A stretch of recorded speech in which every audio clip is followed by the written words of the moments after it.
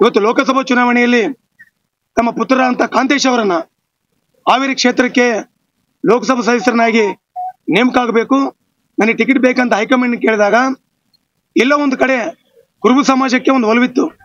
ಈಶ್ವರಪ್ಪನವ್ರ ಮಗನ್ನ ಈ ಸಾರಿ ಹಾವೇರಿ ಕ್ಷೇತ್ರಕ್ಕೆ ಒಂದು ಟಿಕೆಟ್ ಸಿಗುತ್ತೆ ಅಂತ. ಇವತ್ತು ರಾಜ್ಯದಲ್ಲಿ ಎಲ್ಲ ಹಿಂದುಳಿದ ವರ್ಗಗಳನ್ನ ಕೊಗ್ಗಲೆ ಮಾಡಿದಂತ ಬಿಜೆಪಿ ಇವತ್ತು ಬಿಜೆಪಿಯಿಂದ ಹಿಂದುಳಿದ ವರ್ಗಕ್ಕೆ ಅನ್ಯಾಯ ಆಗೋದ್ರ ಜೊತೆಗೆ ಇವತ್ತು ಯಡಿಯೂರಪ್ಪನವರು ಮತ್ತೆ ಈಶ್ವರಪ್ಪನವರು ಒಂದೇ ನಾಣ್ಯದ ಎರಡು ಮುಖಗಳಿದ್ದಂತೆ. ಒಂದು ಕಣ್ಣಿಗೆ ಸುಣ್ಣ, ಮತ್ತೊಂದು ಕಣ್ಣಿಗೆ ಬೆಣ್ಣೆ. ಯಾಕೆ ನರೇಂದ್ರ ಮೋದಿಜಿ ಅವರು ಈ ಕೆಲಸ ಮಾಡ್ತಾ ಇದ್ದಾರೆ, ಅಮಿತ್ ಶಾ ಅವರು ಈ ಕೆಲಸ ಮಾಡ್ತಾ ಇದ್ದಾರೆ, ನಡ್ಡಾಜಿ ಅವರು ಮಾಡ್ತಾ ಇದ್ದಾರೆ? ಯಾಕೆ ಈ ದೇಶದಲ್ಲಿ ನಿಮಗೆ ಈ ರಾಜ್ಯದಲ್ಲಿ ಹಿಂದುಳಿದ ವರ್ಗ ಕಾಣ್ತಾ ಇಲ್ವೇ? ಅದ್ರ ಜೊತೆಗೆ ಇವತ್ತು ಯಡಿಯೂರಪ್ಪನ ಮಗನ್ನ ಲೋಕಸಭಾ ಸದಸ್ಯನಾಗಿ ಮಾಡ್ತೀರಿ, ಬಿಜೆಪಿ ರಾಜ್ಯ ಅಧ್ಯಕ್ಷನಾಗಿ ಮಾಡ್ತೀರಿ.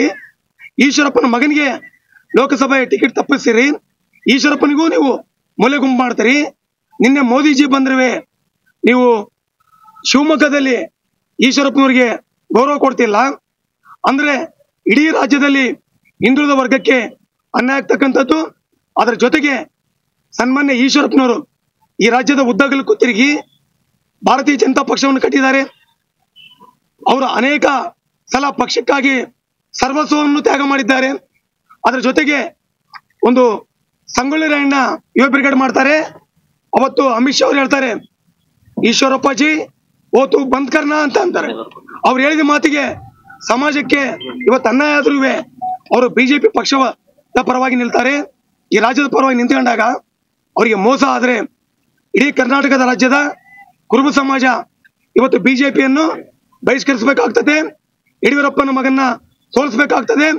ಇವತ್ತೇನು ಈ ದೇಶದಲ್ಲಿ ಈ ರಾಜ್ಯದಲ್ಲಿ 28 ಗೆಲ್ತೀವಿ ಅಂತಾರಲ್ಲ, ಅವರು ಇದೇ ತರ ಹಿಂದುಳಿದ ವರ್ಗಕ್ಕೆ ಅನ್ಯಾಯ ಮಾಡಿ ಇವತ್ತೀಗಾಗಲೇ ಸದಾನಂದ ಗೌಡರಿಗೆ ಬೇಜಾರಾಗಿದೆ, ಪ್ರತಾಪ್ ಸಿಂಹನಿಗೂ ಬೇಜಾರಾಗಿದೆ, ಕರಡಿ ಸಂಗಣ್ಣನಿಗೂ ಬೇಜಾರಾಗಿದೆ. ಇವತ್ತು ಇಡೀ ಬಿಜೆಪಿ ವಿರುದ್ಧ ಕ್ರಾಂತಿಯ ಅಲೆ ಈ ರಾಜ್ಯದಲ್ಲಿ ಪ್ರಾರಂಭ ಆಗಿದೆ. ಹಾಗಾಗಿ 9 ರಿಂದ 10 ಸೀಟ್ ಕೂಡ ಬಿಜೆಪಿ ಗೆಲ್ಲೋದು ಕಷ್ಟ ಆಗ್ತದೆ.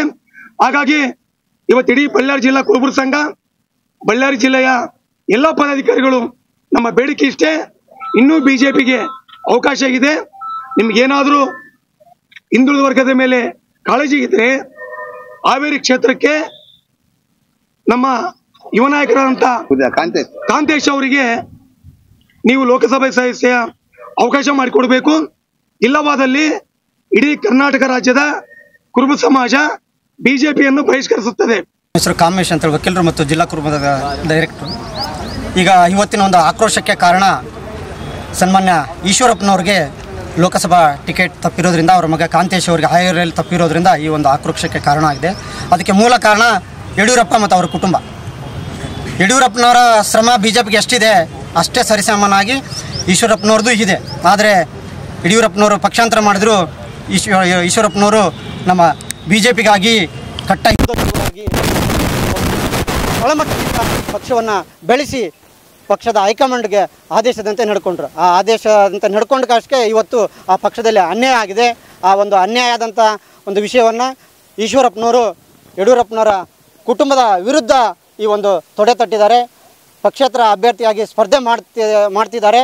ಅವರ ಬೆಂಬಲವಾಗಿ ನಾವು ಬಳ್ಳಾರಿ ಜಿಲ್ಲೆಯ ಕುರುಬರು ಒಂದೇ ಅಲ್ಲ, ರಾಜ್ಯದ 31 ಜಿಲ್ಲೆಯ ಕುರುಬರು ಕೂಡ ಈಶ್ವರಪ್ಪನವರ ಜೊತೆಯಾಗಿ ನಿಂತು ಅವರ ಜೊತೆಗೆ ಪ್ರಚಾರ ಮಾಡಿ ಹಳ್ಳಿಗೆ ಹೋಗಿ ಅವ್ರನ್ನ ಗೆಲ್ಲಿಸ್ಕೊಂಡು ಬಂದು ಯಡಿಯೂರಪ್ಪನವ್ರಿಗೆ ಮತ್ತು ಬಿಜೆಪಿಯವರಿಗೆ ತಕ್ಕದಾದಂಥ ಉತ್ತರವನ್ನು ಬಳ್ಳಾರಿಯಿಂದಲೇ ನೀಡಲಿಕ್ಕೆ ಬಯಸ್ತೀವಿ. ಬಳ್ಳಾರಿಯ ನಿರಂತರ ಸುದ್ದಿಗಾಗಿ ಬಳ್ಳಾರಿ ಬೆಳಗಾಯಿತು ಚಾನೆಲ್ನ ಸಬ್ಸ್ಕ್ರೈಬ್ ಮಾಡಿ ಹಾಗೂ ಬೆಲ್ ಐಕಾನ್ ಒತ್ತಿ.